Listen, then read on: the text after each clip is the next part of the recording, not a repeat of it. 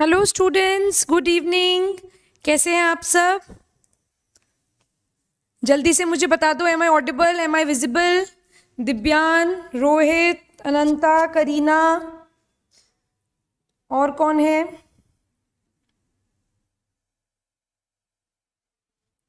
Where is Prateek today?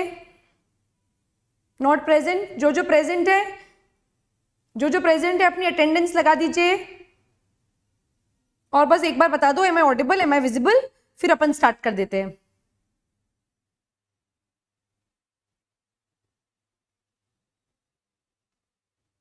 Hi fluffy.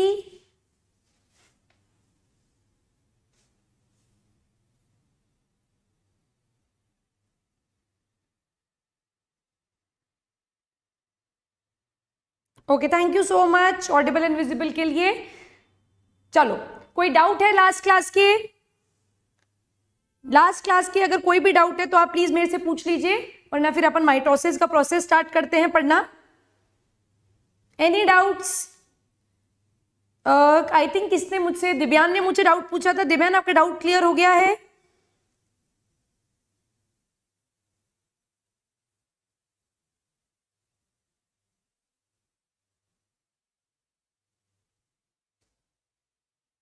No doubts, very good.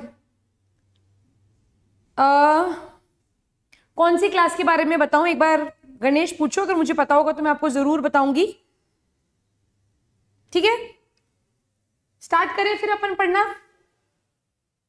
ठीक है, तो अपन ने ये सारी चीजें देख ली थी, karyokinesis, cytokinesis.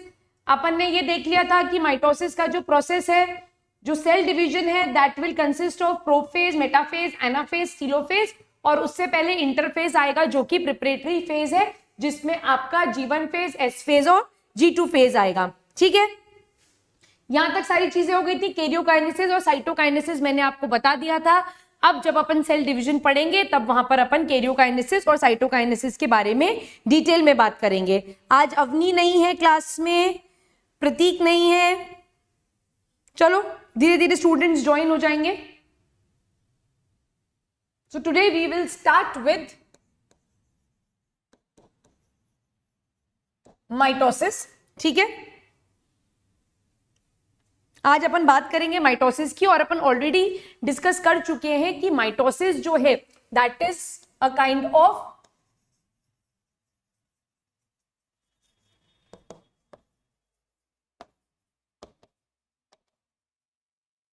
It is a kind of equational cell division. Equational cell division का मतलब है कि जो भी पेरेंट सेल में क्रोमोसोम नंबर होगा, उतना ही क्रोमोसोम नंबर जो है वो डॉटर सेल्स में जाएगा। So that type of division is called as equational cell division. तो यहां पर नोट्स बनाएंगे तो लिखेंगे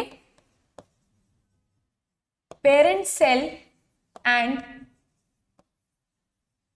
forming daughter cells will have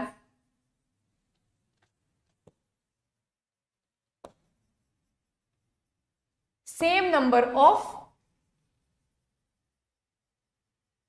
chromosome.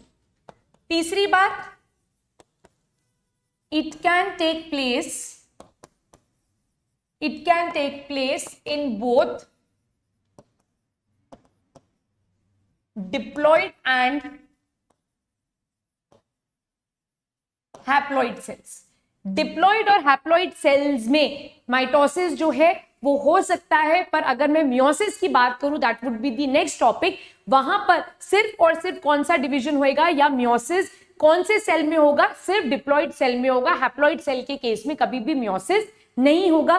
पर माइटोसिस जो है that takes place in both haploid as well as diploid cell. यहां तक सारी चीजें समझ में आ गई हैं? यहां तक कोई डाउट है? आज माइटोसिस करेंगे। ओके, एनटीएससी के साथ साथ एनएससी, जैसे एनटीएससी तो क्लास 10th है, और एनटीएससी का ऐसे कोई ऑफिशियल नोटिफिकेशन अभी आया नहीं है मेरे अकॉर्डिंग। तो आप एनएससी-जेएस के लिए अगर एलिजिबल हो तो आप एनएससी-जेएस पे फोकस करो। एनएससी-जेएस पे फोकस करने के साथ साथ बाकी सारी चीजें अपने आप होती चली जाएंगी। ठीक है, get set go. Yes, get set go. ठीक, we will start with prophase now.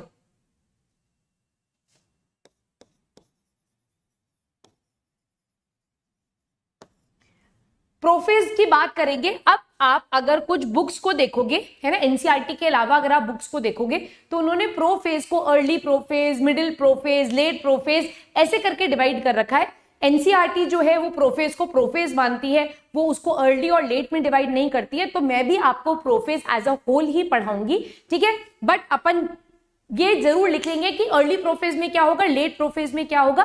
But prophase को मैं दो हेडिंग्स में कर नहीं पढ़ाऊंगी, early prophase and late prophase. अपन प्रोफेज को एज अ होल पढ़ेंगे, ठीक है. और वहीं पर अपन नोट्स बना लेंगे कि first half of the prophase में क्या होगा और second half of the prophase में क्या होगा. मैं आपको स्टेजेस एग्जैक्टली वैसे ही पढ़ाऊंगी जैसी एनसीईआरटी के अंदर लिखी हुई है. मैं आपको prometaphase, late anaphase, early anaphase ऐसी टर्मिनोलॉजीज नहीं पढ़ाऊंगी, ना ही इसके ऊपर क्वेश्चंस पूछे जाते हैं. हाँ, होता क्या क्या है प्रोफेज में, होता क्या क्या है मेटाफेज में, वो सारी चीजें मैं आपको डिटेल में बताऊंगी, ठीक है. सो आर वी ऑल रेडी? अच्छा, लास्ट स्लाइड दिखाऊं? सागर हाय बेटा, देख लो last slide.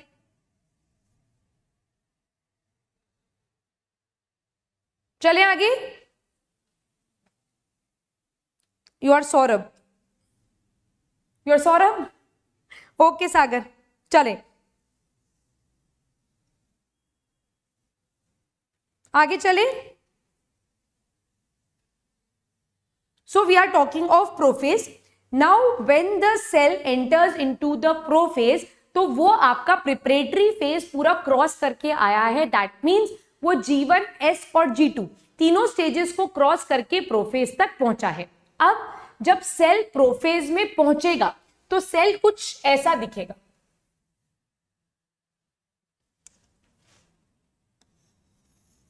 So I am taking a animal cell here, ठीक है.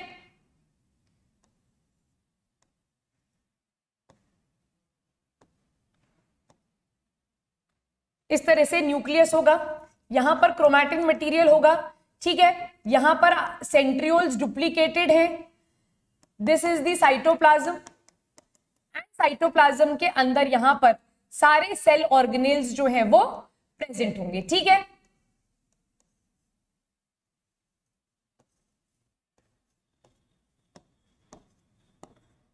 सो सेल कुछ इस तरीके से दिखेगा आपको, राइट. यहां पर 2C ऑलरेडी अपन पढ़ चुके हैं, 4C हो चुका है और 2N जो है वो 2N ही है. ये सारी चीजें अपन लास्ट क्लास में बहुत डिटेल में डिस्कस कर चुके हैं, ठीक है. अब यहां पर जब 2C 4C हो चुका है, दैट मीन सिस्टर क्रोमैटिड का फॉर्मेशन हो चुका है. सिस्टर क्रोमैटिड्स आर फॉर्म्ड, ठीक. These sister chromatids are held tightly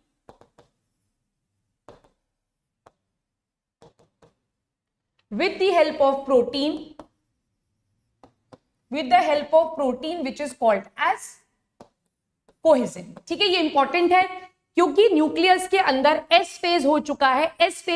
that mean sister chromatid का फॉर्मेशन हो चुका है.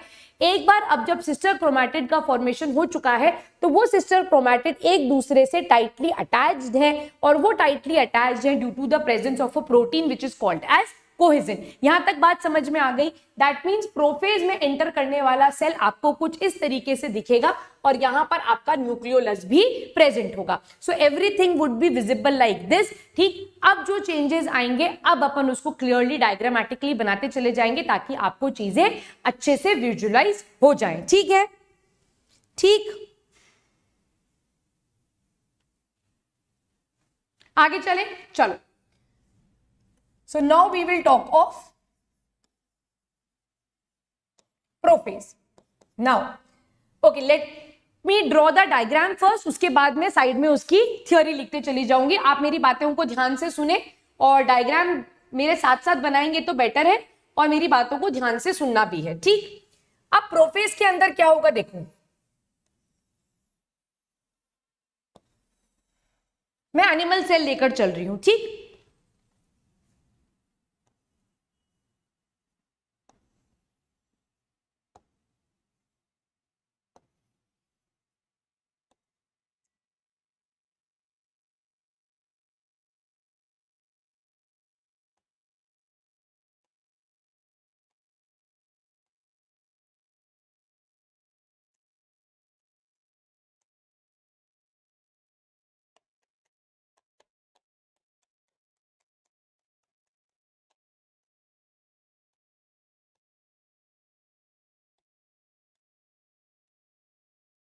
Now the cell would actually look like this when it enters the prophase, या प्रोफेज में जब सेल आ गया है तो वो कुछ इस तरीके से दिखेगा। और यहां पर क्या होगा, अपन लिखते जाएंगे, इन the early prophase,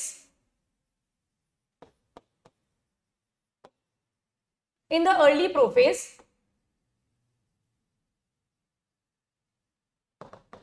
condensation of the chromosome begins। अब यहां पर सबसे इंपॉर्टेंट चीज जो हो रही है, सेंट्रोसोम डुप्लीकेट तो दिव्यान एस फेज में ही हो गया था, towards the latter half of S phase. मैंने लास्ट क्लास में पढ़ाया था कि एस फेज सिंथेसिस फेज है, वहां पर क्रोमैटिड का नंबर डबल हो जाता है, और साथ साथ में towards the last part of S phase जो सेंट्रियोल है वो भी रेप्लिकेट कर जाते हैं। ठीक है, कोई बात नहीं प्रतीक, लेट हो गए हो तो कोई इशू नहीं है, ज्वाइन कर लो, फटाफट पढ़ना स्टार्ट कर दो। ठीक, अब यहां पर ध्यान से मेरी बात सुनो, इंपॉर्टेंट है। इन the early prophase condensation of the chromosome begins, that means prophase जैसे ही स्टार्ट होता है क्रोमोसोम का कंडेंसेशन जो है वो स्टार्ट हो जाता है। क्रोमोसोम का कंडेंसेशन मतलब है कि जो अब तक आपको पतले पतले धागे दिख रहे थे वो कंडेंस होंगे, मोटे होंगे, और अब वो आपको क्लियरली विजिबल होंगे। जो धागे अभी उलझे हुए थे and they were tightly attached to one another with the help of cohesion, अब वो क्या हो रहे हैं, उनका कंडेंसेशन बिगिन हो रहा है। अब कंडेंसेशन जब हो रहा है तो उसके लिए भी एक प्रोटीन रिस्पॉन्सिबल है and that is basically called as condensins. मैं अलग पेन से लिख रही हूं, अलग कलर से। Condensation is done with the help of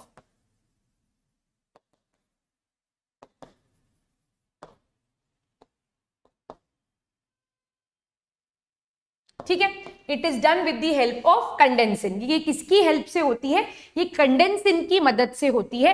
अब कंडेंसिन जो है, ठीक है, ये टू टाइप्स के होते हैं, ये इंपॉर्टेंट है। One is condensin 1 and the other is called as condensin 2। अब ये जो कंडेंसिन 2 होता है, इट इज एसोसिएटेड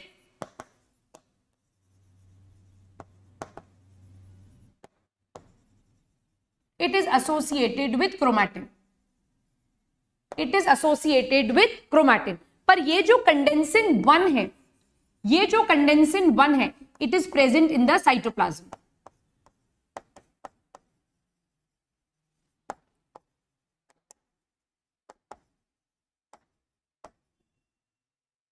कंडेंसिन 1 जो है, it is present in the cytoplasm. अब अगर ये कंडेंसिन 1 साइटोप्लाज्म के अंदर प्रेजेंट है तो इस कंडेंसिन 1 को इस क्रोमैटिन नेटवर्क तक अगर पहुंचना है तो सबसे जरूरी चीज क्या होगी कि इस न्यूक्लियर एनवेलप को क्या होना पड़ेगा, डिसअपियर होना पड़ेगा, इस न्यूक्लियर मेम्ब्रेन को जाना पड़ेगा। क्योंकि कंडेंसेशन के लिए कंडेंसिन 1 इज एक्सट्रीमली इंपॉर्टेंट, और ये कहां प्रेजेंट होता है, ये हमेशा आपके साइटोप्लाज्म में प्रेजेंट होता है। न्यूक्लियस के अंदर जो कंडेंसिन प्रेजेंट है वो कंडेंसिन 2 है, और क्रोमोसोम्स के कंप्लीट कंडेंसेशन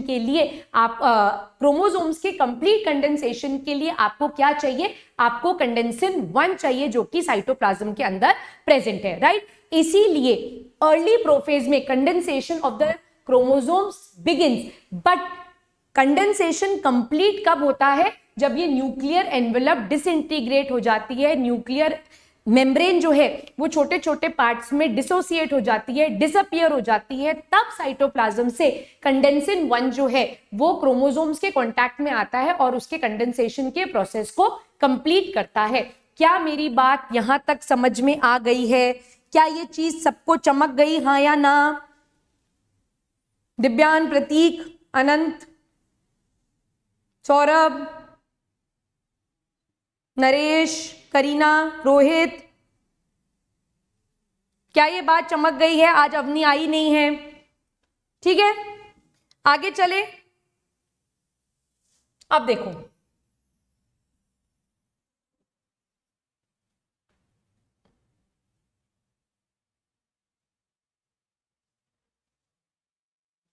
देखो क्या हो रहा है।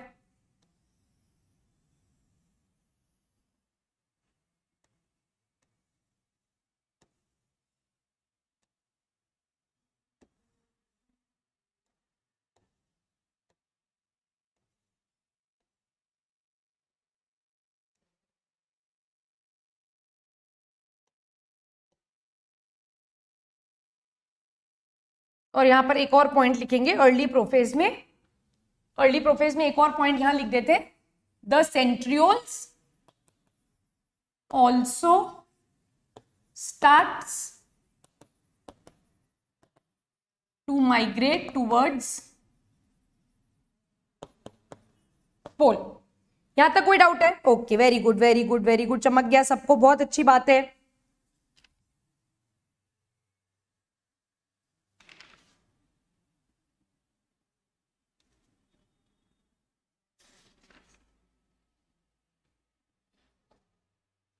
अर्ली प्रोफेज तक समझ में आ गया। अब देखो लेट प्रोफेज में क्या हुआ, यहां ध्यान से देखेंगे, condensation of the chromosome is done. Condensation complete हो गया। कंडेंसेशन कंप्लीट किसकी मदद से हुआ? कंडेंसिन 1 की मदद से हुआ। कंडेंसिन 1 कब आया? The nuclear membrane and nucleolus disappear, all cell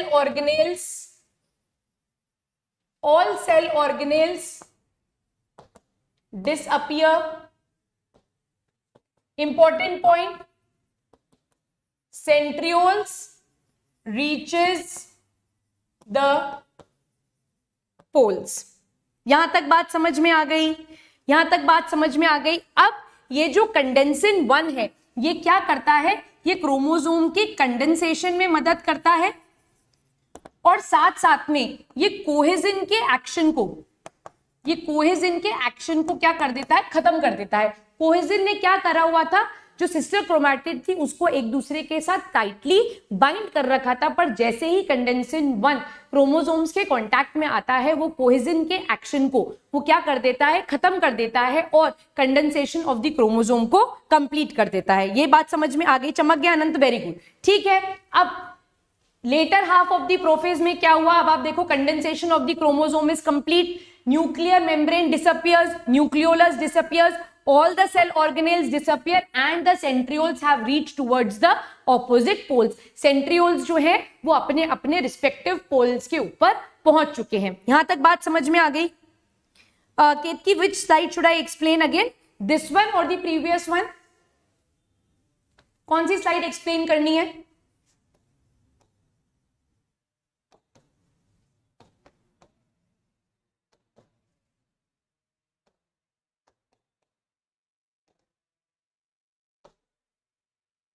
ध्यान से सुनो, towards the later end of prophase, जैसे प्रोफेज खत्म होने के लिए बढ़ रहा है, आगे प्रोसेस बढ़ता चला जा रहा है, तो न्यूक्लियर मेम्ब्रेन डिसइंटीग्रेट हो जाती है, न्यूक्लियर मेम्ब्रेन खत्म हो जाती है, साइटोप्लाज्म में डिसअपियर हो जाती है, ये छोटे छोटे वेसिकल्स में ब्रेक हो जाती है। जैसे ही ऐसा होगा, साइटोप्लाज्म से जो कंडेंसिन है, कंडेंसिन 1, वो क्रोमोसोम्स के कांटेक्ट में आएगा, कंडेंसेशन के प्रोसेस को कंप्लीट करेगा, कोहेजन के एक्शन को नलीफाई कर देगा। Now what you will see would be 2 sister chromatid clearly visible in a chromosome and the condensation of the chromosome is complete. अभी तक जो उलझे हुए धागे थे, पतले पतले strands थे, वो strands अब कैसे हो चुके हैं? They are completely condensed and the centrioles have reached towards the opposite poles. ठीक है? इन दिस स्लाइड ये अर्ली प्रोफेज है। अर्ली प्रोफेज के अंदर क्रोमोसोम्स का कंडेंसेशन बिगिन होता है, सेंट्रियोल्स ऑपोजिट पोल्स पे जाना स्टार्ट कर देते हैं एंड न्यूक्लियर मेम्ब्रेन जो है वो डिसइंटीग्रेट होना स्टार्ट कर देती है। This basically happens in the early prophase. Towards the late prophase this happens, right? Why would it nullify the action of cohesion? It would nullify the action of cohesion because cohesion ने क्या कर रखा था? जो sister chromatid थी उसको एक दूसरे से टाइटली बाउंड कर रखा था, टाइटली अटैच कर रखा था।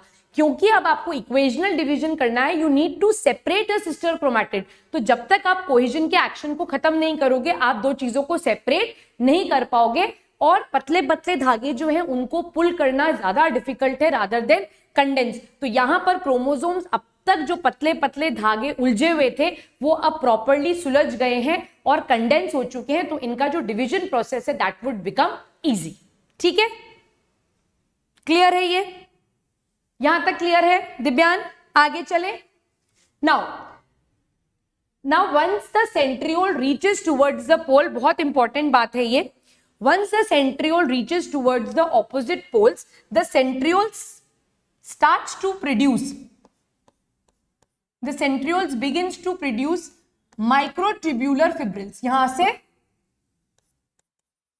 it begins to produce microtubular fibrils and these microtubular fibrils are called as Astor rays. इनको क्या कहा जाता है? They are called as Astor rays. Now very important, इसके ऊपर NSE JS पे क्वेश्चन भी आया है, ध्यान से मेरी बात सुनो, इंपॉर्टेंट है। Centrioles are present only in case of animal cell. Centriole जो है वो सिर्फ और सिर्फ एनिमल्स के केस में प्रेजेंट है, प्लांट्स के केस में सेंट्रियोल्स प्रेजेंट नहीं होते हैं। तो aster rays, the presence of aster rays is a characteristic feature of animal cell division only. It is completely absent in case of plant cell. तो animal cell के cell division को, animal cell के cell division को हम amphiastral बोलते हैं, that means with aster rays, whereas plant cell के division को हम anastral बोलते हैं, that is without the formation of aster rays. क्या ये पॉइंट यहां पर समझ में आया है? क्या ये बात यहां पर समझ में आया? क्लियर है ये बात? क्लियर है ये बात? क्लियर है?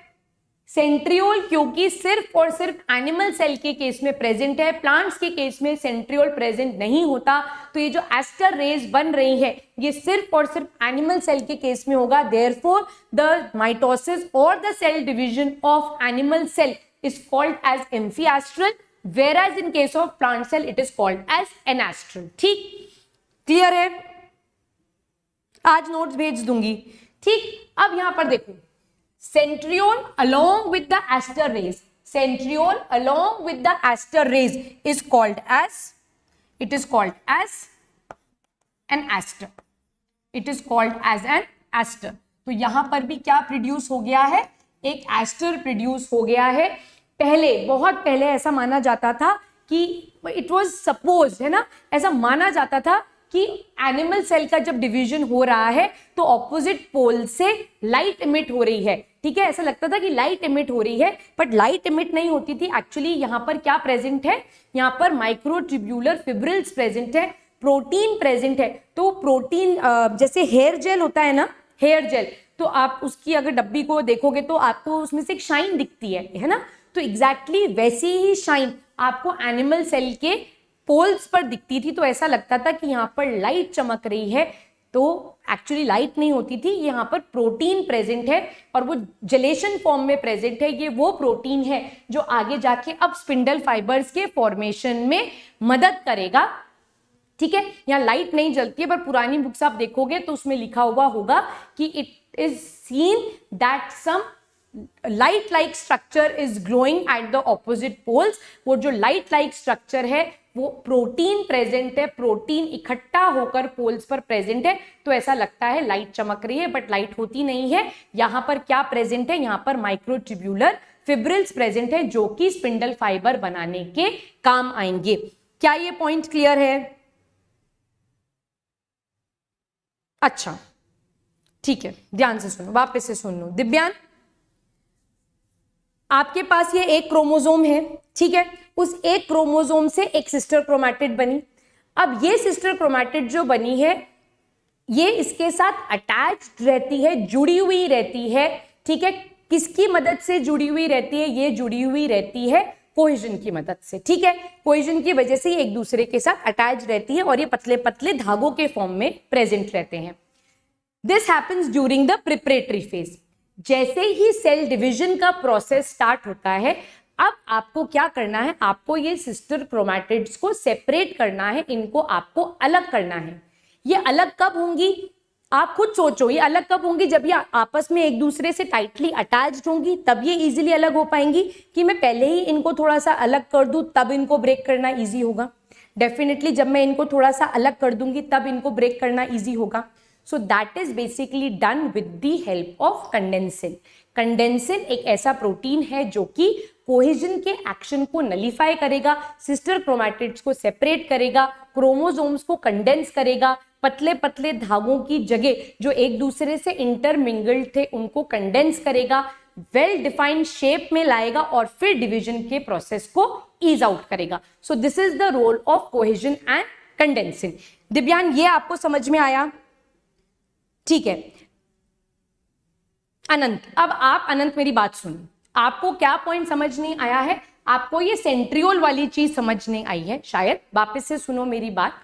आपने अगर सेल चैप्टर के नोट्स देखे हैं तो अपन ने इसके क्रॉस सेक्शन को देखा है, अपन ने सेंट्रियोल के क्रॉस सेक्शन को देखा है. So it is basically 9+0 arrangement with 3 triplets present at the periphery, जो कि प्रोटोफिलामेंट से बने हुए रहते हैं, है ना.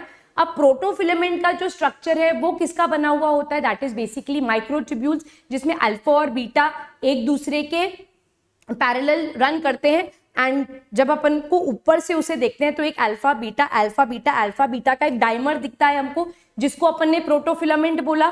तो ए के अंदर 13 प्रोटोफिलामेंट्स होते हैं, बी के अंदर 10 प्रोटोफिलामेंट होते हैं और सी के अंदर 10 प्रोटोफिलामेंट है. बट अगर मैं आपसे पूछूं कि ये प्रोटोफिलामेंट किसके बने हुए हैं, तो these protofilaments are basically made up of alpha and beta microtubules. यहां तक आपको बात समझ में आई?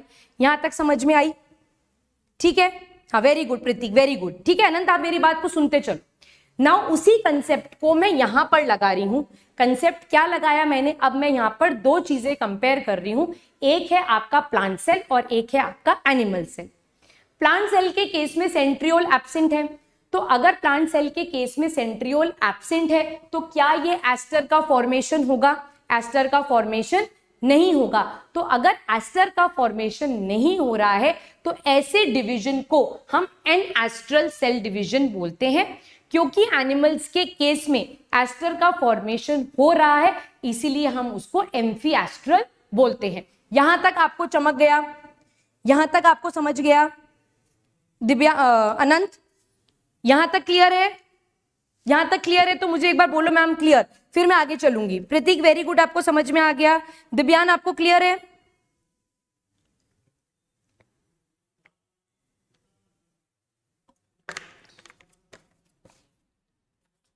गुड. अब अगर मैं एम्फीएस्ट्रल सेल डिवीजन की बात करूं तो सेंट्रियोल्स प्रेजेंट है. तो इन सेंट्रियोल से माइक्रोट्यूब्यूलर फिब्रिल्स निकलते हैं which are called as aster rays, right. And this entire structure with centriole and aster rays together is called as an aster. अब यहां पर एस्टर रेज वर्ड जो यूज किया जा रहा है, तो स्पेसिफिकली रेज वर्ड जो यूज किया जा रहा है वो इसीलिए यूज किया जाता है क्योंकि जब हम एनिमल सेल के डिवीजन को माइक्रोस्कोप में देखते हैं तो ऐसा लगता है कि ऑपोजिट पोल से कुछ लाइट इमिट हो रही है, कोई चीज चमक रही है, बट एक्चुअली में यहाँ पर कोई ग्लोइंग ऐसे लाइटनिंग स्ट्रक्चर प्रेजेंट नहीं होता, बिकॉज ये पूरा प्रोटीन का स्ट्रक्चर है. तो जैसे हमारा हेयर जेल शाइन करता है ना, एग्जैक्टली वैसे ही यहाँ पर प्रोटीन इकट्ठा है और वो शाइन करता है. Therefore rays word is use. बस यहाँ पर कोई ल्यूमिनस स्ट्रक्चर प्रेजेंट नहीं होता, बस मैं आपको ये समझा रही थी. ठीक है. और ये जो एस्टर रेज निकल रही है, it ultimately results in the formation of spindle fibres. ये आगे जाकर क्या बनाने में मदद करेंगे? ये आगे जाके स्पिंडल फाइबर्स को बनाने में मदद करेंगे. बस ये पॉइंट मैं बोल रही थी. ठीक है, चमक गया सबको? वेरी गुड, सबको चमक गया. अब सबसे इंपॉर्टेंट बात जहां पर मैक्सिमम स्टूडेंट्स गलती करते हैं पर मेरे बच्चे गलती नहीं करेंगे, वो गलती क्या नहीं करेंगे कि क्रोमोसोम और क्रोमैटिड की काउंटिंग में हम गलती नहीं करेंगे. ठीक है, क्रोमोसोम और क्रोमैटिड की काउंटिंग में हम गलती नहीं करेंगे. यहां ध्यान से देखो, यहां पर कितने क्रोमोसोम्स प्रेजेंट है? यहां पर कितने क्रोमोसोम्स प्रेजेंट है? जल्दी से बताओ. क्रोमोसोम और क्रोमैटिड कितने कितने प्रेजेंट है? हम प्रोफेज की बात कर रहे हैं, दैट मीन्स हम एस फेज निकाल कर आ चुके हैं. हैप्लॉइड डिप्लॉइड कंडीशन भूल जाओ, सिर्फ मुझे ये सोचकर बताओ कि यहां पर कितने क्रोमोसोम और कितने क्रोमैटिड होने चाहिए, considering that this has surpassed the S phase. जल्दी बताओ.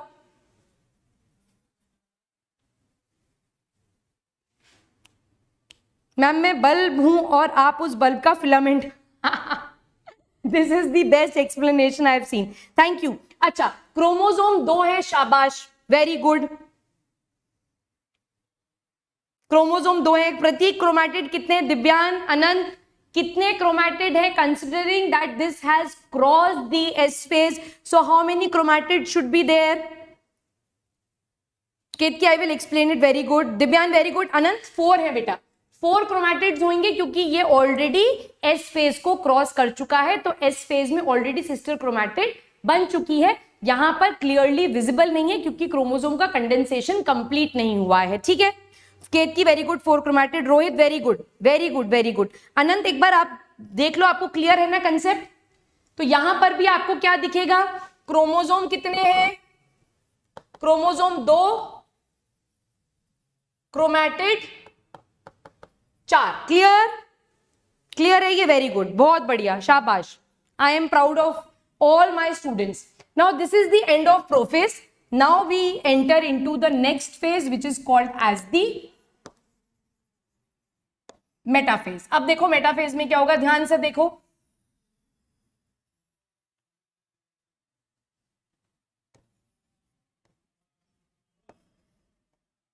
ध्यान से देखो, यहां से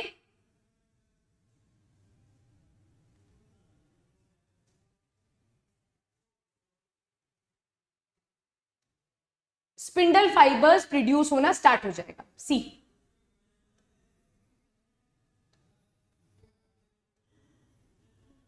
so these are basically the spindle fibers. So basically what is happening in the metaphase is, metaphase के टाइम पर जो आपके सेंट्रियोल्स हैं वहां से स्पिंडल फाइबर्स का प्रोडक्शन होना स्टार्ट हो जाएगा।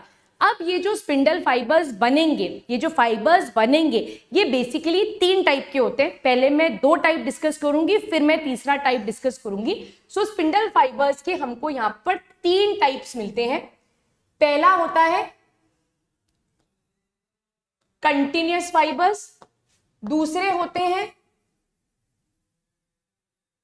डिसकंटिन्यूअस फाइबर्स, और तीसरे होते हैं इंटरजोनल फाइबर्स। तो कई बार एग्जाम में क्वेश्चन पूछ लेते हैं that how many types of spindle fibres do you see, या how many types of fibres do you see during the process of cell division. So there are basically 3 type of fibres, continuous, discontinuous and interzonal. ठीक है, ठीक, ठीक है, कोई doubt नहीं है यहां तक? सब कुछ क्लियर है सबको? हाँ, वेरी गुड। अब कंटिन्यूअस, डिसकंटिन्यूअस और इंटरजोनल फाइबर्स का मतलब समझते हैं।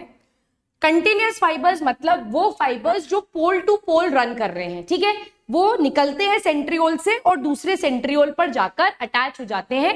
ऐसे फाइबर्स को हम कंटिन्यूअस फाइबर्स बोलते हैं। ठीक है, स्कूल में कुछ बच्चे होते हैं ना जो बोलते हैं कि ma'am may I go to the washroom, teacher से पूछ के जाते तो वॉशरूम तक है ना, और वॉशरूम से वापस सीधा क्लास में आ जाते। सीधे बच्चों की जो कैटेगरी में आते हैं, बिल्कुल सिंसियर बच्चे जो टीचर्स पेट होते हैं कि ma'am may I go to the washroom, वो क्लास से जाता है वॉशरूम, वॉशरूम से आ जाता है सीधा क्लास, तो सीधा सीधा रास्ता अपनाता है। वैसे फाइबर्स को हम बोलते हैं कंटिन्यूअस फाइबर्स। ठीक है, ये बात यहां तक समझ में आ गई? चमक गया? ओके। डिसकंटिन्यूअस फाइबर्स, अब ऐसे कुछ बच्चे जो पूछ के जाते हैं कि ma'am can I go to the washroom, teacher बोलती है यस यू में, वो जाते तो वॉशरूम तक है पर लौटते टाइम वो पूरे स्कूल का चक्कर काटते हुए आते हैं, इधर झांकते हैं उधर झांकते हैं, सीधा कभी क्लासरूम तक नहीं पहुंचते।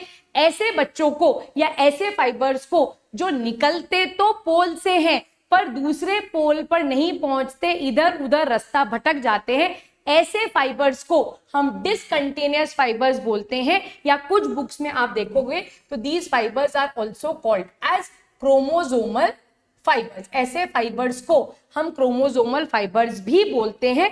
तो ये क्या करते हैं, यहां ध्यान से देखेंगे। सो this is the chromosome, so this is the chromosome, ठीक है। तो ये डिसकंटिन्यूअस फाइबर्स जो हैं ये निकलते पोल से हैं और अटैच होते हैं सेंट्रोमियर पे। तो ऐसे फाइबर्स को हम डिसकंटिन्यूअस फाइबर्स बोलते हैं। किसकी डेफिनेशन बताऊं दिव्यान, मुझे बता दो, मैं बता दूंगी आपको डेफिनेशन, इसमें कोई दिक्कत नहीं है, ठीक है। अब इंटरजोनल फाइबर्स जो है ये मैं आपको एनाफेज में बताऊंगी, ये मैं आपको एनाफेज में बताऊंगी। यहां तक समझ में आ गया? मेटाफेज के नोट्स बना लेते हैं।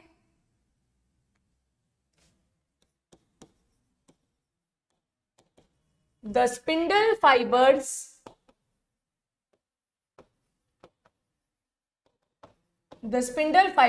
get attached to the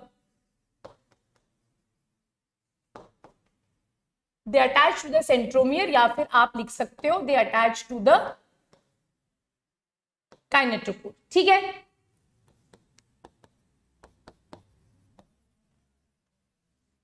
The chromosome align themselves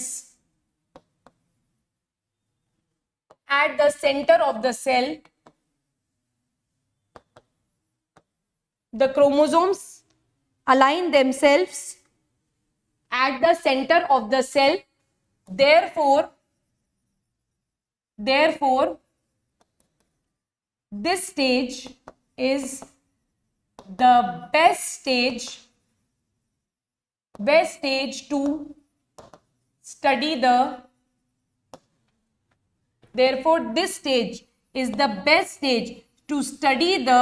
morphology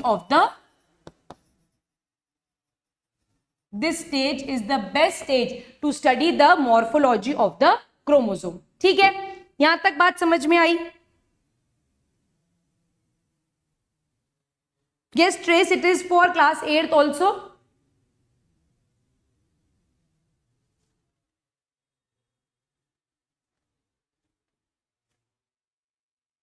Yes, you can write later prophase as at late prophase. There is no problem in it. ठीक है? Now, when the chromosomes are being arranged when the chromosomes are being attached at the center of the cell, so this imaginary line is called as the metaphasic plate. मतलब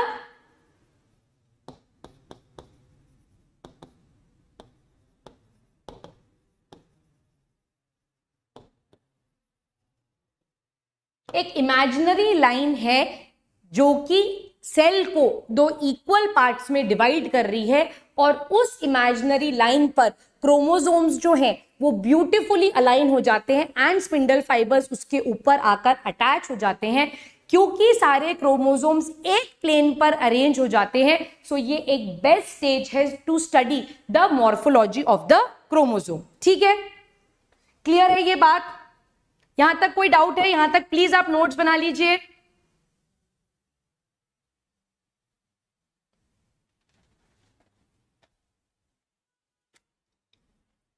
केत की कोई doubt? दिव्यांग, यहां तक कोई डाउट है?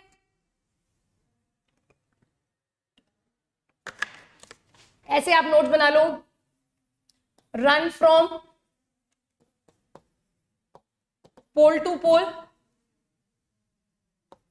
these are attached to the centromere and interzonal fibres जब एनाफेज आएगा उस टाइम पर बताऊंगी, ठीक है।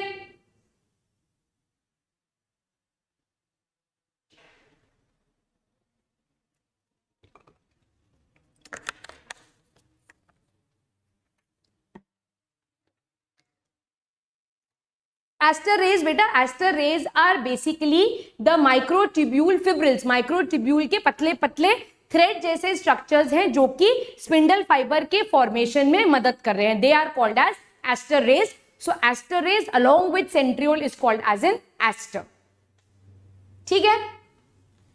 क्लियर है? Chromosome number 2, chromatid number 4। ये काउंटिंग क्लियर रखनी है, ये काउंटिंग ध्यान रखना है, ठीक है। क्लियर है ये बात? चमक गया? सबको चमक गया?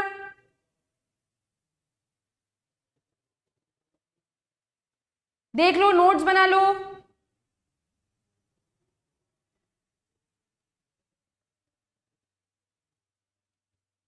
चले आगे। यहां तक कोई डाउट नहीं होना चाहिए। एस्टर रेस यहां बनी हुई है और ये इमेजिनरी प्लेन जिसके ऊपर क्रोमोसोम प्रेजेंट है that is called as the metaphasic plate और मेटाफेजिक इक्वेटर। इसके नोट्स बना लेते हैं। अच्छा ये रे the spindle fibers get attached to the centromere, the chromosome align themselves at the center of the cell, therefore this stage is the best stage to study the morphology of the chromosome। और chromosome का size अलग अलग होता है, इसीलिए जो smaller chromosomes होते हैं they are present at the centre. छोटे क्रोमोसोम्स जो होते हैं वो हमेशा सेंटर की तरफ होंगे और बड़े साइज के जो क्रोमोसोम्स होंगे वो हमेशा पेरीफेरी की तरफ होंगे। ठीक है,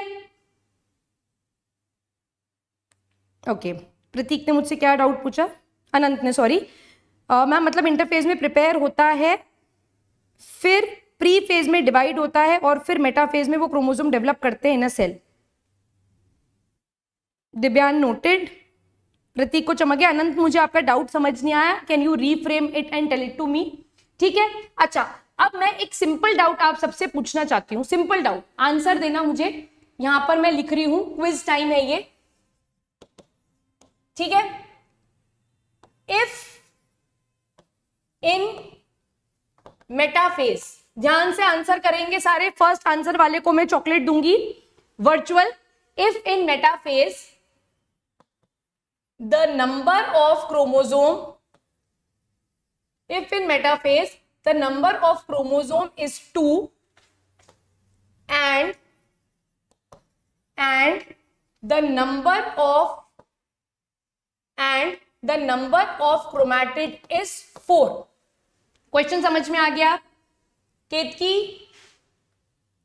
केतकी, द क्वेश्चन इज क्लियर। अगर मेटाफेज में क्रोमोसोम का नंबर 2 है, क्रोमैटिड का नंबर 4 है, then what will be the chromosome and chromatid number in G1, S, G2 prophase? So what will be the chromosome number, what will be the chromatid number in G1, S, G2 prophase? If in metaphase the number of chromosome of any cell is 2 and the number of chromatid is 4, what will be the chromosome and chromatid number in G1, S, G2 and prophase? जल्दी से इसका answer दीजिए, जल्दी से इसका answer सब देंगे।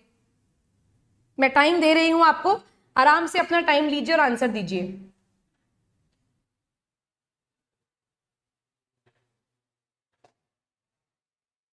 Okay, अनंत का डाउट पढ़ लेती हूं मैं जब तक सब बच्चे आंसर सोच रहे हैं। नहीं, प्रोफेज में सेल डिवाइड नहीं कर रहा है। प्रोफेज, मेटाफेज, एनाफेज, टीलोफेज, चारों फेजेस के अंदर अलग अलग टाइप का डिवीजन होगा। सो ये डिवीजन फेज है जहां पर डिवीजन का प्रोसेस कंप्लीट हो जाएगा। So prophase is a part where division का प्रोसेस बिगिन हो गया है। ठीक है,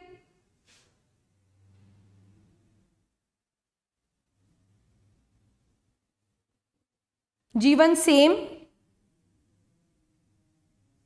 ओके, सबका आंसर आने दीजिए, सबका आंसर आने दीजिए। रोहित का आंसर आया है जीवन 2 and 2। जीवन में क्रोमोसोम 2, क्रोमैटिड 2। जीवन में chromosome 1, chromatid 2। Pratik, Anant, Anant I hope आपका डाउट मैंने आंसर कर दिया है। प्रोफेज, मेटाफेज, एनाफेज, टीलोफेज, ये चारों फेजेस ऐसे हैं जिसमें कैरियोकाइनेसिस होगा, that would be followed by cytokinesis, तब डिवीजन का प्रोसेस कंप्लीट होगा। ठीक है, दिव्यान आपका क्या डाउट है? आपने आंसर तो मुझे अभी दिया नहीं है।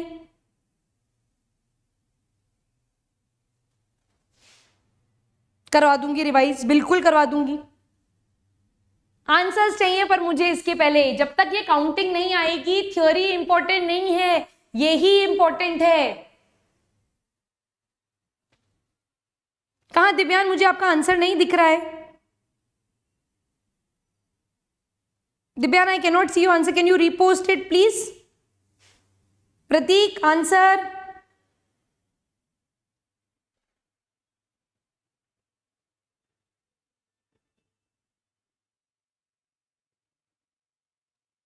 प्रोफेज 2 and 4, रोहित, हाँ ठीक है।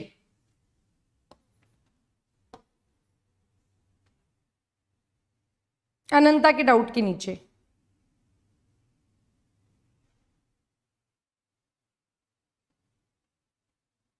मुझे सच में नहीं दिख रहा है, दिव्यान वापस लिख दो प्लीज।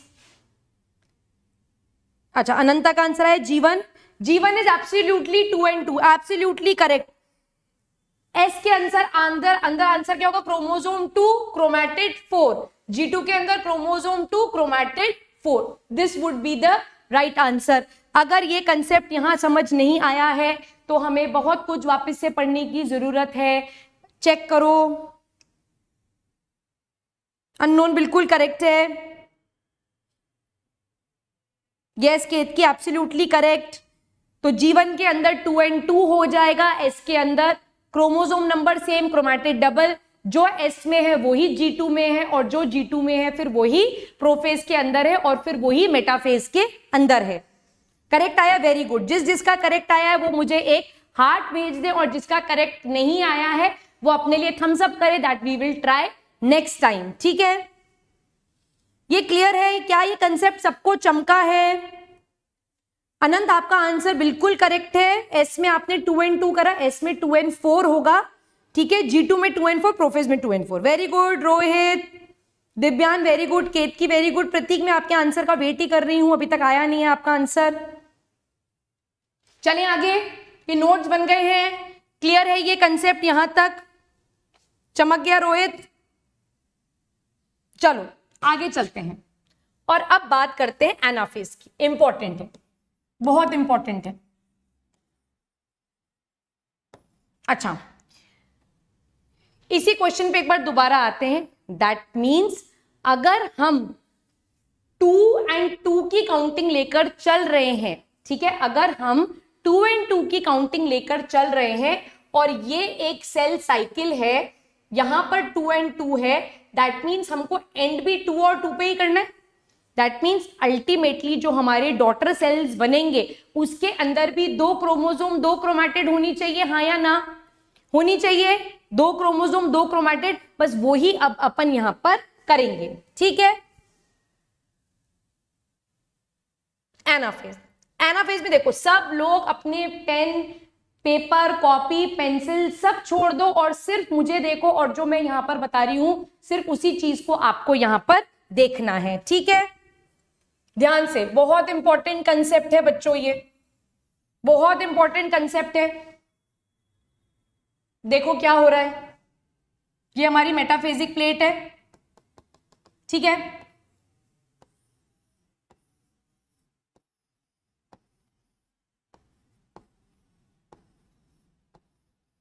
ये ऐसे हमारा यहां क्रोमोसोम है, ऐसे ये हमारा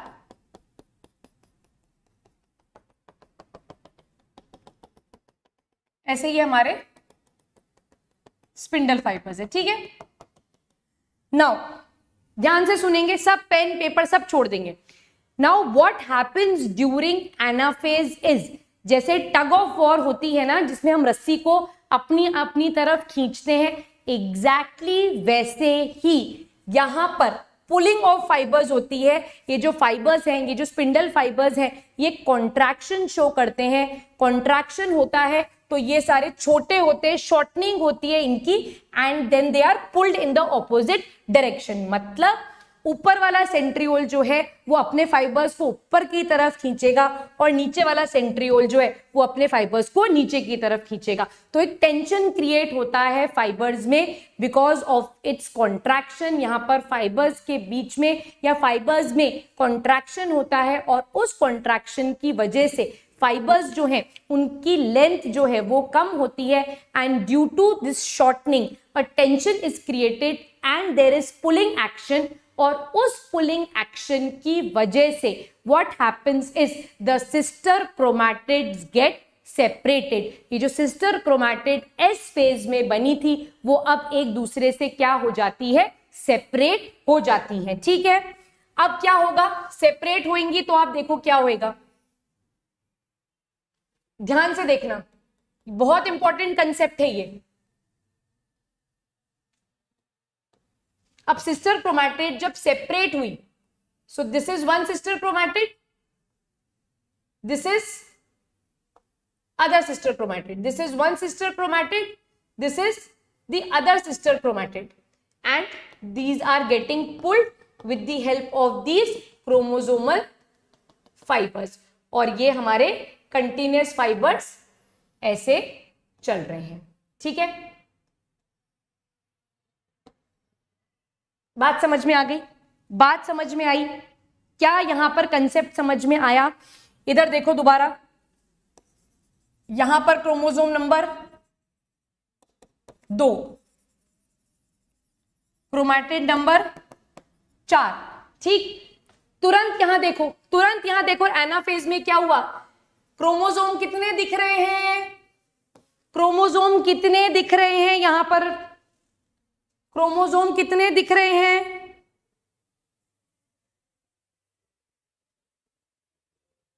मैं बहुत सारे क्वेश्चंस पूछूंगी Ketaki, this is one more question. जल्दी बताओ कितने क्रोमोसोम, कितने क्रोमैटिड है एनाफेज के अंदर? जल्दी बताओ, मैं वेट कर रही हूं। दिव्यान क्रोमोसोम क्रोमैटिड दोनों बताओ, रोहित दोनों बताओ, केतकी प्रतीक दोनों दोनों बताओ कितने क्रोमोसोम कितने क्रोमैटिड। ये कंसेप्ट यहां समझ में आ गया तो माइटोसिस एब्सोल्युटली क्लियर है, एक भी क्वेश्चन गलत नहीं होगा, मेरी गारंटी है। केतकी 4 and 8, okay, 4 chromosome 8 chromatid. Rohit 8 chromosome count करते पहले, रुक जाओ सब, रुक जाओ। मैंने लास्ट क्लास में क्या बताया था? Always count the number of chromosome with the number of centromere. तो आपको यहां कितने सेंट्रोमियर दिख रहे हैं? 1 2 3 और 4, तो कितने क्रोमोसोम हो गए? 4। मैंने कहा था always count the chromatid with the number of arms that you are seeing, so 1 2 3 4, so total 4 chromatid. So जब हम मेटाफेज से एनाफेज की तरफ जाते हैं, जब फाइबर्स पुल होते हैं, सिस्टर क्रोमैटिड सेपरेट होती है, सिर्फ उसी टाइम पर क्रोमोसोम का नंबर चेंज होगा पर क्रोमैटिड का नंबर सेम रहेगा। क्या ये बात यहां पर समझ में आई है? वेरी गुड, रोहित का आंसर एब्सोल्युटली करेक्ट है। Divyan very good, now your answer is absolutely correct. Who is Rohit in the chat? Black childhood study gaming is Rohit in the chat, okay. Clear है ये कंसेप्ट? 4 and 4 होगा। Very good Rohit. अनंत, दिव्यान, रोहित, केतकी, क्या ये concept यहां पर clear हुआ? That when the cell enters into anaphase of mitosis, ध्यान से मेरी बात सुनो, when the cell enters into the anaphase of mitosis, the chromosome number changes but the chromatid number remains the same. बात clear है? चमक गया, वेरी गुड। क्रोमोसोम और क्रोमैटिड कैसे काउंट करते हैं? Always count the number of chromosome by the number of centromeres you are seeing. जितने centromere हैं उतने ही आपके क्रोमोसोम्स हैं, जितनी आर्म्स दिख रही हैं उतने क्रोमैटिड प्रेजेंट है। सो this is 1 arm, this is 2nd arm, this is 3rd arm, this is 4th arm. तो यहां पर 1 2 3 4 आर्म्स, 4 क्रोमैटिड, 4 सेंट्रोमियर, 4 क्रोमोसोम। ठीक है, number of centromere and number of arms. Clear हो गई ये बात? ये कंसेप्ट समझ में आना चाहिए, बाकी थ्योरी इंपॉर्टेंट नहीं है। थ्योरी आप किसी भी बुक से पढ़ सकते हो, सिर्फ यही कंसेप्चुअल नॉलेज है। अनंत चमक गया, very good. Hi Ekta, where is Pratik? Pratik where are you? Concept चमका, जिसको चमक गया बल्ब जला दीजिए। नोट्स बना दो इसके, यहाँ नोट्स बना रही हूं, 1-2 चीजें और समझानी है, वो समझ लो। अब मैंने आपको बताया था 3 टाइप के फाइबर्स होते हैं, कंटिन्यूअस, डिसकंटिन्यूअस और इंटरजोनल। इंटरजोनल मैंने आपको कहा था, मैं आपको एनाफेज में बताऊंगी। तो इंटरजोनल स्पिंडल फाइबर्स वो स्पिंडल फाइबर्स होते हैं जो सिस्टर क्रोमैटिड को एक दूसरे से अटैच करते हैं, ठीक है। कंडेंसिन ने क्या किया था, कंडेंसेशन करा, कोहेजन के काम को नलीफाई कर दिया, बट कुछ इंटरजोनल फाइबर्स, कुछ फाइबर्स ऐसे होते हैं जो सिस्टर क्रोमैटिड्स को अभी भी जोड़कर रखते हैं, कंप्लीटली उनको सेपरेट नहीं करते हैं। तो ये इंटरजोनल फाइबर्स जो हैं ये हमको विजिबल होंगे कब, ये हमको विजिबल होंगे एनाफेज के टाइम पे, जब पुलिंग होने लगेगी, जब आप किसी चीज को ब्रेक करोगे तो उस चीज को जब किसी फाइबर ने जोड़ा हुआ था तो अगर आप तोड़ोगे तो वो चीज भी आपको क्लियरली दिखेगी। तो ये इंटरजोनल फाइबर्स वो फाइबर्स हैं जो सिस्टर क्रोमैटिड को एक दूसरे से अटैच कर रखते हैं। कंप्लीटली सिस्टर क्रोमैटिड को आप तोड़ नहीं सकते हो, तो ये इंटरजोनल फाइबर्स जो हैं ये सिस्टर क्रोमैटिड को जोड़ कर रखते हैं, स्टेबलाइज करते हैं। सो जब इनके बीच में पुलिंग एक्शन होता है तब ये इंटरजोनल फाइबर्स आपको विजिबल होते हैं। तो यहां तक आई थिंक आपको बात समझ में आई होगी।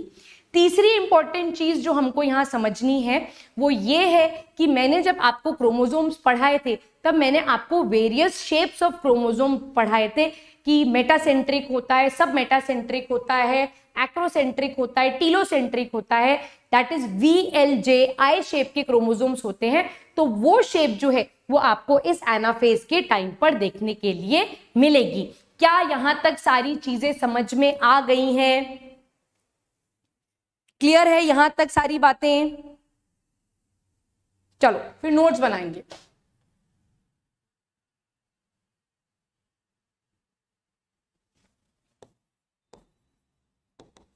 During anaphase, due to pulling of fibers, the sister chromatids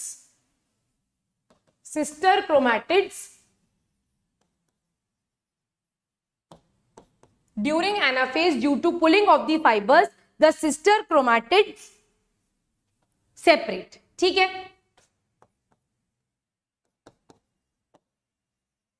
The interzonal fibers are now visible. In this phase, the chromosome number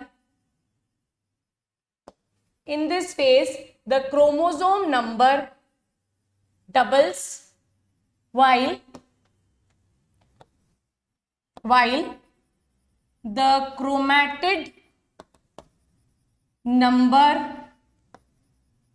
remains the same. In this stage, the shape, that is VLJI, in this stage the shape of the chromosome is visible. The shape of the chromosome is visible. ठीक है, अनंत का क्या doubt आया है? What type of energy does the process use? This uses ATP. अपन ने G1 और G2 phase में ATP बनाई थी, वही यहाँ पर यूज होती है। एक एक क्रोमोसोम को पुल करने के लिए अराउंड 30 ATPs खर्च हो जाते हैं, तो वो ATP अपन ऑलरेडी G2 फेज में बना चुके हैं। ठीक है, ठीक है, क्लियर? यहां तक सारी बात क्लियर है? नोट्स कंटिन्यू करेंगे, डायग्राम इसके बाद बनाऊंगी। Towards the end of anaphase,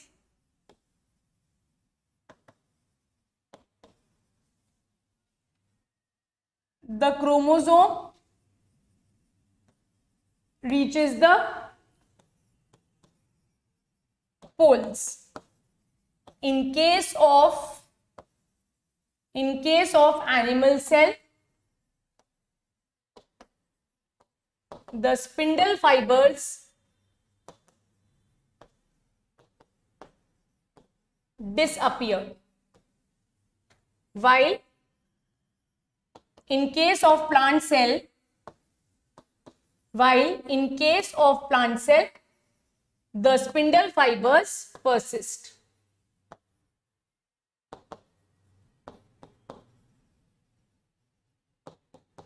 clear है? यहां तक बात समझ में आ गई?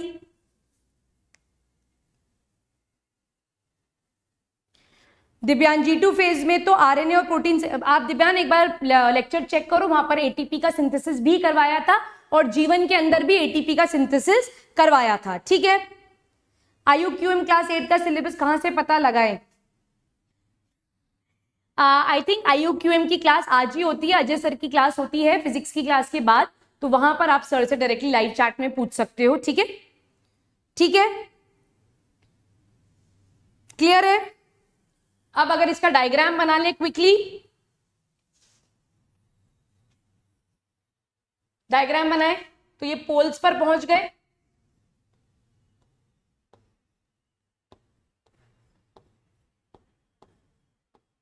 ठीक है, ये सेंट्रियोल है, यहां पर ये सेंट्रियोल है और ऑलमोस्ट स्पिंडल फाइबर्स जो है वो डिसइंटीग्रेट होना स्टार्ट कर देते हैं। ठीक है, सो this is towards the end of anaphase. यहां तक सारी चीज समझ में आ गई तो फिर मैं टीलोफेज के अंदर एंटर करूंगी।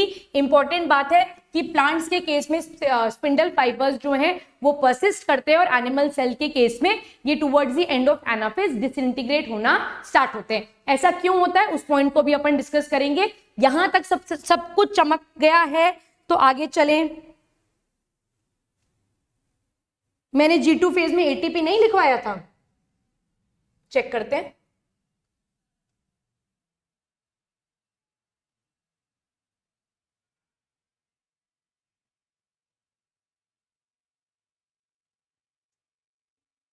हाँ, यहां लिख लो प्लीज। थैंक यू दिव्यान, यहां पर आप प्लीज पॉइंट मेंशन कर लीजिए।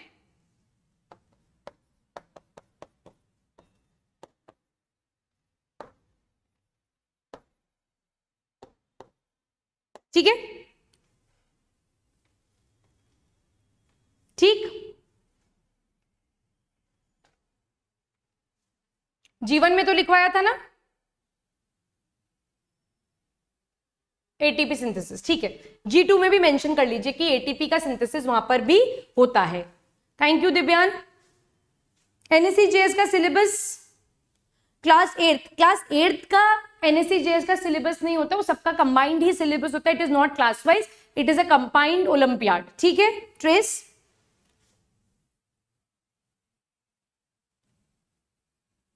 अब बात करते हैं टीलोफेज की। Telophase, so this phase is reverse of prophase. This phase is reverse of prophase. अब रिवर्स ऑफ प्रोफेज का मतलब यहां पर nuclear membrane and nucleolus will reappear, all cell organelles will reappear, chromosomes would be decondensed again। ये वापस से कैसे हो जाएंगे? डीकंडेंस हो जाएंगे, वापस से उलझे हुए धागों के फॉर्म में कन्वर्ट हो जाएंगे and now they are again ready to enter the G1 once the cytokinesis is done. तो टीलोफेज तक आते आते हमारा कैरियोकाइनेसिस का जो प्रोसेस है वो खत्म हो जाता है। तो जैसे ही कैरियोकाइनेसिस खत्म होता है वैसे ही साइटोकाइनेसिस का प्रोसेस बिगिन हो जाएगा। यहां तक कोई डाउट है तो आप मेरे से पूछ लो। प्रोफेज के नोट्स दिखाऊं? ओके,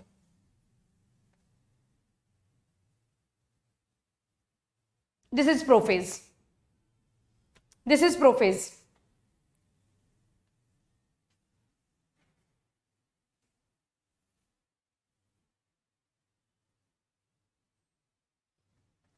मैं साइटोकाइनेसिस खत्म करूंगी, मुझे थोड़ा एक्स्ट्रा टाइम लेना पड़ेगा आज, ठीक है।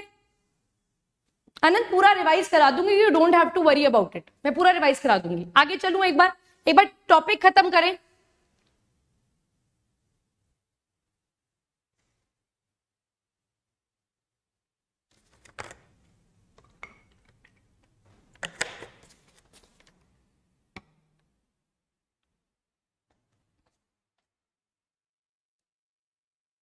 ठीक है, टीलोफेज हो गया।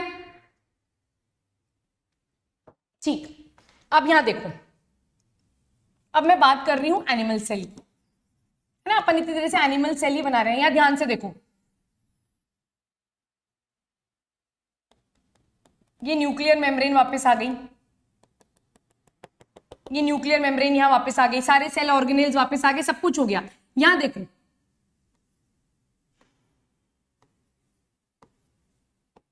क्या क्रोमोसोम आपको ऐसे दिखेंगे? क्या ये जो मैंने ड्रॉ किया है ये करेक्ट है? ये बिल्कुल करेक्ट है। तो अगर मैं यहां पर ईच सेल की बात करूं, अगर मैं ऑपोजिट पोल्स की बात करूं, तो यहां पर क्रोमोसोम कितने हैं मेरे पास? क्रोमोसोम 2। क्रोमैटिड कितनी है मेरे पास यहां पर? क्रोमैटिड 2। अगर मैं सिर्फ एक पोल की बात करूं तो एग्जैक्टली मुझे यही चाहिए था। मैंने स्टार्ट इसी से किया था, एक सेल के अंदर 2 क्रोमोसोम 2 क्रोमैटिड, एग्जैक्टली ऐसे ही स्टार्ट किया था। यहां पर भी एग्जैक्टली यही चीज हुई है। तो यहां पर जब न्यूक्लियर मेम्ब्रेन वापस आ गई, न्यूक्लियोलस वापस आ गए, सारे सेल ऑर्गेनेल्स वापस आ गए, तो यहां पर मेरा कैरियोकाइनेसिस खत्म हो गया। अब यहां पर क्या स्टार्ट होगा? यहां पर स्टार्ट होगा cytokinesis, that is division of cytoplasm. Now what will happen in case of animal cell? क्योंकि एनिमल सेल की आउटर मोस्ट लेयर जो है वो प्लाज्मा मेम्ब्रेन होती है, यहां पर कोई रिजिड सेल वॉल प्रेजेंट नहीं होती, इसीलिए प्लाज्मा मेम्ब्रेन के अंदर इस तरह से एक फरो बनेगी, एक क्लीवेज बनेगी, और ये क्लीवेज जो है ये डीपन होती चली जाएगी, अंदर की तरफ इन्वेजिनेट होगी, अंदर की तरफ ग्रो होगी, and we will get 2 daughter cells like this, इस तरह से, with 2 chromosome 2 chromatid. This is what we have started with. But ये आपको इस तरह से इतनी सुंदरता से नहीं दिखेगी। यहां पर ये आपको कैसे दिखेगी? ये आपको इंटरमिंगल्ड थ्रेड के फॉर्म में मिलेगी, and this cell is now again ready to enter into the cell cycle. Once the cytokinesis is done, it is now ready to enter into the G1 phase. क्या ये बात यहां पर समझ में आ गई? ठीक है। और इस तरह से ये जो इन्वेजिनेशन हो रहा है, this is called as cleavage formation,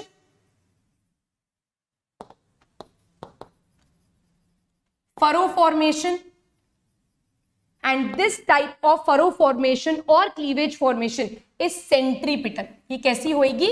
centripetal होगी, क्योंकि ये बाहर से अंदर की तरफ आ रही है। क्या ये बात यहां पर समझ में आ गई है?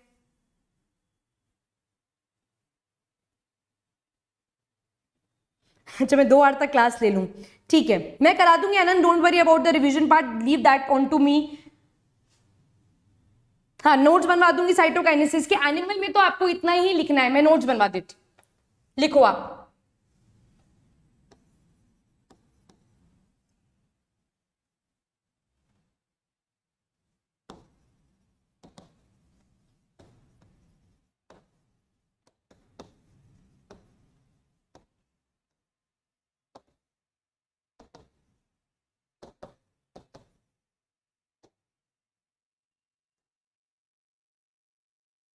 By furrow formation,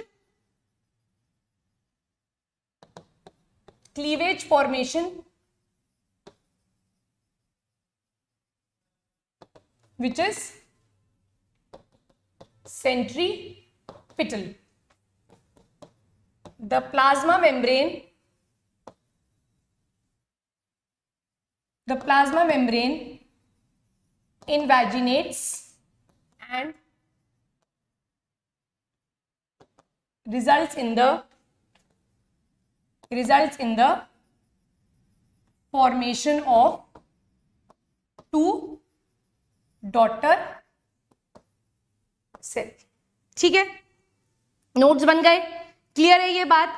अब बात करते हैं प्लांट सेल की। प्लांट सेल में थोड़ा सा यहां पर डिफरेंस होता है। ठीक है, कैसे डिफरेंस होता है उसको अब अपन समझेंगे।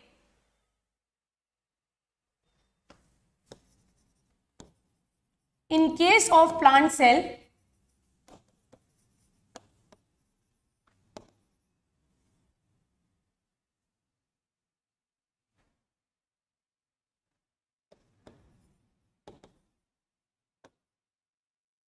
Cytokinesis is different.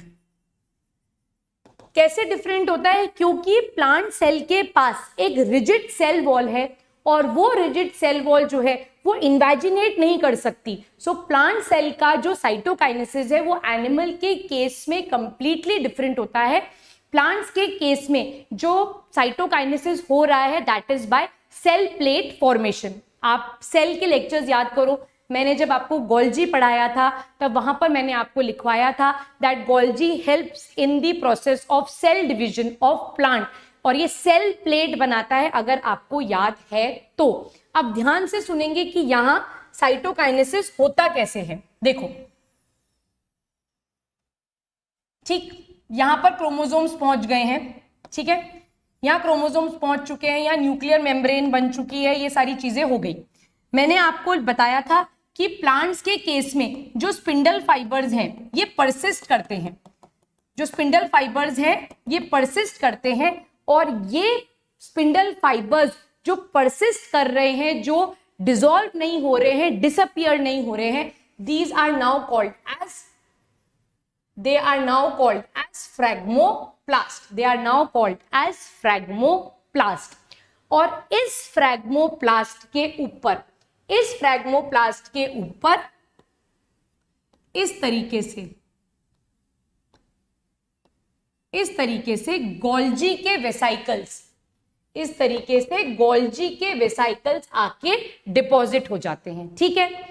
प्लांट्स के केस में क्या हो रहा है, टुवर्ड्स लेट एनाफेज, एनिमल्स के केस में तो स्पिंडल फाइबर्स जो हैं वो डिसॉल्व हो जाते हैं, डिसअपियर हो जाते हैं, डिसइंटीग्रेट हो जाते हैं, बट प्लांट्स के केस में ये स्पिंडल फाइबर्स परसिस्ट करते हैं बिकॉज ये साइटोकाइनेसिस के प्रोसेस में मदद करेंगे। और ये स्पिंडल फाइबर्स को अब हम क्या बोलते हैं, they are now called as phragmoplast. इस फ्रैग्मोप्लास्ट के ऊपर गोल्जी के वेसाइकल्स जो है वो आके अरेंज हो जाते हैं, ठीक। एक बार जब गोल्जी के वेसाइकल्स अरेंज हो गए सेंटर में, एक बार स्पिंडल फाइबर्स की मदद से ये अरेंज हो गए सेंटर पे, तो स्पिंडल फाइबर्स भी क्या हो जाते हैं, डिसइंटीग्रेट हो जाते हैं, डिसअपियर हो जाते हैं। तो सेल कुछ ऐसा दिखता है, सेल कुछ ऐसा दिखेगा, ठीक है। ये गोल्जी के वेसाइकल्स हैं।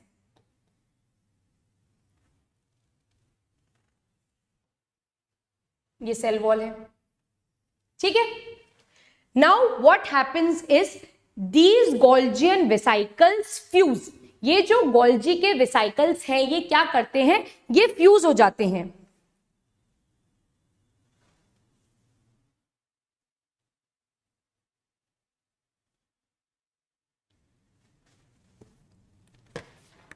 वन सेकंड,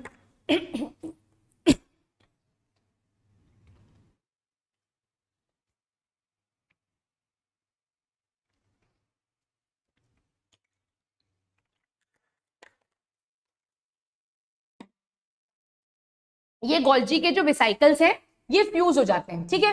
तो ये इस तरह से फ्यूज हो गए। ध्यान से देखो, बहुत इंपॉर्टेंट कंसेप्ट है ये। एनसीईआरटी में ये कंसेप्ट नहीं है बच्चों, एनसीईआरटी में ये कंसेप्ट नहीं है। So these Golgian vesicles basically fuse, ये फ्यूज हो गए इस तरीके से, ठीक है।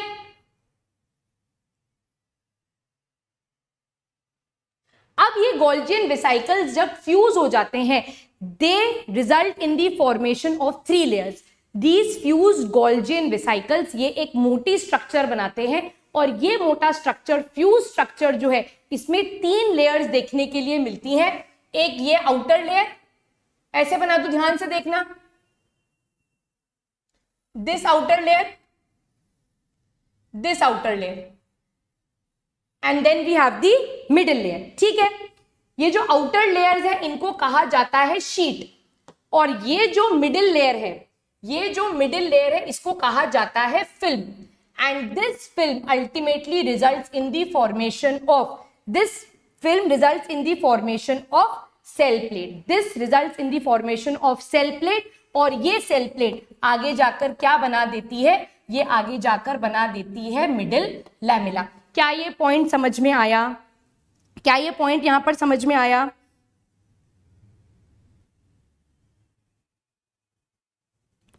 दिव्यान, अनंत, क्या ये पॉइंट यहां पर क्लियर है? एब्सोल्युटली क्लियर है कि यहां पर हुआ क्या है?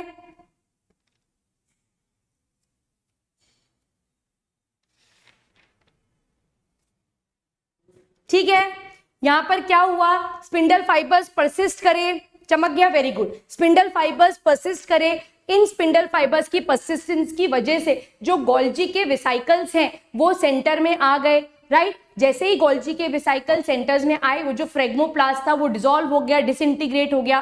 गोल्जी के वेसिकल्स जो थे वो आपस में फ्यूज होकर उसने एक मोटा स्ट्रक्चर बनाया। That layer ultimately forms 3 layers, 2 outer layer and a inner layer. Outer layers are called as the sheet, whereas the inner layer is called as the film. This film ultimately results in the formation of cell plate, which further forms your middle lamella. तो middle lamella बन गई, that means यहाँ पर हमारे 2 cells बन चुके हैं जो कि आपस में cemented है with the help of what? With the help of middle lamella. Now the protoplasm of the cell. Now the protoplasm of each cell will deposit primary cell wall material. It will deposit primary cell wall material और यहां पर क्या बन जाएगी? एक नई cell wall का formation हो जाएगा and you will get 2 independent cells with nuclear membrane and chromatid material. So this is how a plant cell divides by cytokinesis. तो यहां पर क्या होता है? सेल प्लेट का फॉर्मेशन होता है और ये सेल प्लेट का फॉर्मेशन जो है ये अंदर से बाहर की तरफ जाता है, और अगर ये अंदर से बाहर की तरफ कोई चीज ग्रो हो रही है तो ऐसे साइटोकाइनेसिस को हम सेंट्रीफ्यूगल साइटोकाइनेसिस कहेंगे। क्या ये पॉइंट यहां पर समझ में आ गया है? क्लियर है? नोट्स मैं बनवा दूंगी, नोट करो नोट्स मैं पूरे बनवाऊंगी। कंसेप्ट चमक गया है या नहीं चमका है, ये इंपॉर्टेंट बात है। प्रतीक कहां चला गया? आज अवनी भी नहीं आई क्लास में, केतकी भी डाउट्स नहीं पूछ रही है, रोहित, यस प्लांट सेल में सारे सेल्स एक दूसरे से सीमेंटेड होते हैं विद मिडिल लैमेला। बिल्कुल करेक्ट है दिव्यांग। रोहित चमक गया, वेरी गुड। चलो नोट्स बना लो जल्दी से।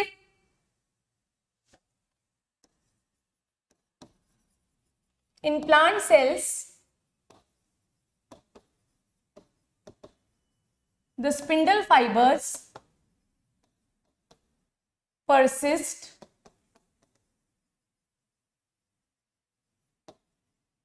which is called as phlegmoplast. The Golgi vesicles Golgi vesicle deposit at the center, ठीक है। These vesicles then fuse and forms a sheet, and it forms a sheet and a film. Sheet encloses the film. The film subsequently grows centrifugally. केतकी कोई doubt नहीं आ रहा बेटा?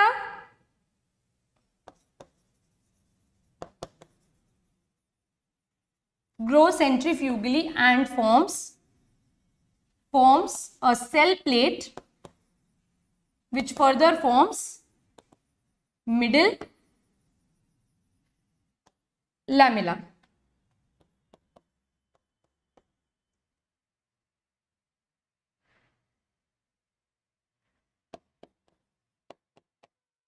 The protoplasm of each cell further deposits further deposits primary cell wall material and two daughter cells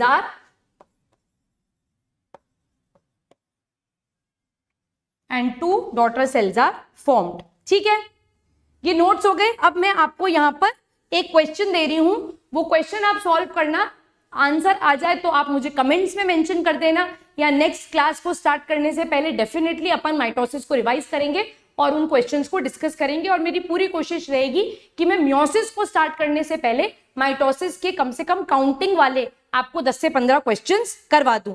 अगर questions करना चाहते हो तो Thums up भेज दो नेक्स्ट क्लास के लिए. और एक होमवर्क का क्वेश्चन मैं आपको दे रही हूं. ठीक है,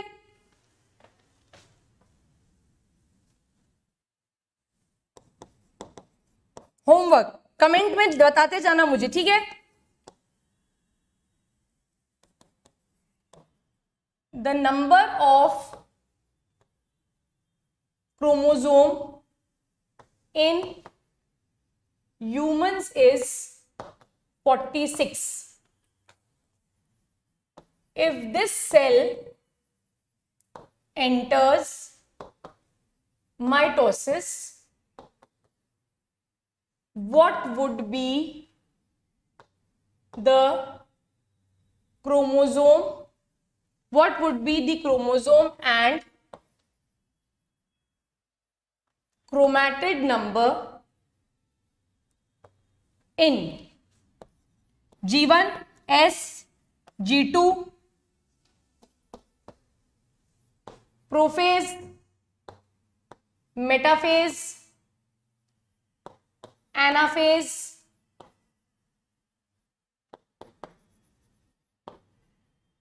टेलोफेज. कर लोगे?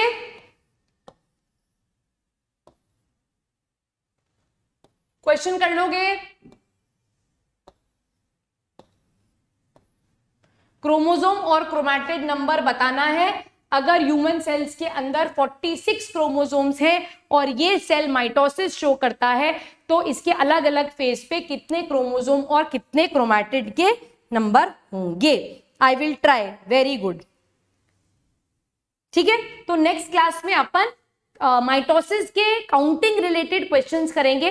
वहीं से बहुत सारी चीजें रिवाइज हो जाएंगी, कंसेप्ट भी क्लियर होगा, है ना. थोड़ा सा ट्रिकी टॉपिक है, बस कंसेप्ट समझना है. नंबर ऑफ क्रोमोसोम काउंट करो by number of centromere, number of arms count करो और आपको मिलेगा डीएनए का कंटेंट और आपके क्रोमैटिड का कंटेंट. ठीक है, सो this is the homework question.